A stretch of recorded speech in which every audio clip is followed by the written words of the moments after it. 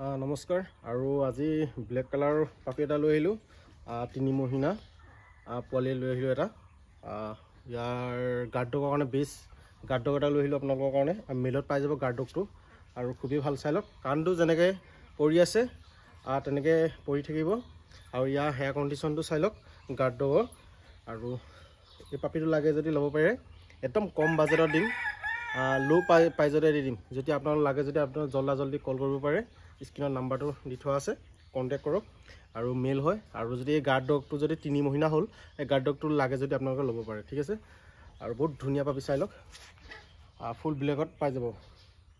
white অলপ আছে এই বুকু ওচৰতে অলপ আছে এইটো একো নাই আৰু ফুল ব্লেক বুলিয়ে ক'ব লাগিব এইখনটো সিমানটা হেৰি নহয় বাৰু